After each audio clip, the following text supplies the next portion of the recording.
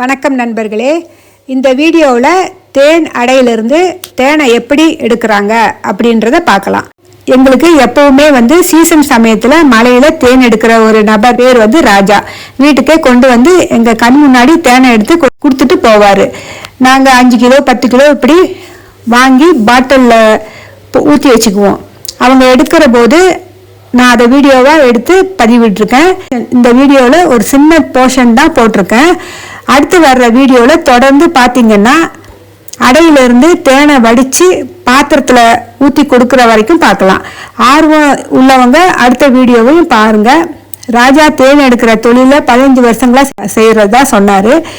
அவரோட வயசு 33.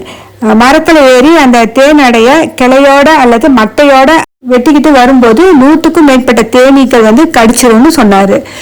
எந்த ஒரு பொருளும் சுலபமாக நமக்கு கிடைச்சிறதில்ல. இந்த வீடியோவில் ஃபஸ்ட்டு இது அவங்க என்ன செய்கிறாங்கன்னா, அந்த மட்டையிலேருந்து அந்த தேன் அடை இருக்கு இல்லைங்களா, அதுக்கு மேலே உள்ள பகுதியில் தேவையில்லாத பகுதி இருக்குது. அதில் அதையெல்லாம் கட் பண்ணி வேஸ்ட்டாக தூக்கி போட்டுடுறாங்க. அதுக்கு பிறகு தான் அடுத்த வீடியோவில் நீங்கள் பார்க்கலாம் தேன் எப்படி எடுக்கிறாங்கன்னு.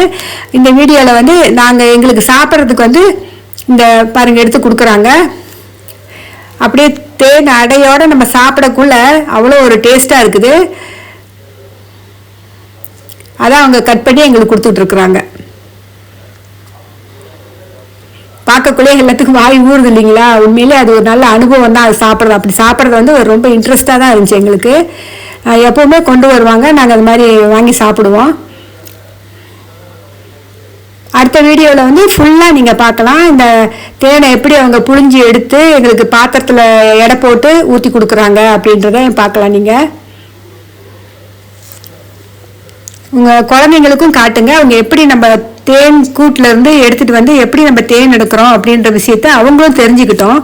தேனீக்களோட கடுமையான உழைப்பும் அந்த தேனை எடுக்கிறாங்க பார்த்தீங்களா, அவங்களோட உழைப்பும் சேர்ந்து தான் நமக்கு தேன் கிடைக்கிது. அதை எல்லாரும் தெரிஞ்சுக்கணும். இந்த வீடியோவை முழுசுமாக பாருங்கள். அடுத்த வீடியோவும் அதே மாதிரி பாருங்கள். இது ரொம்ப யூஸ்ஃபுல்லான ஒரு வீடியோ. நன்றி.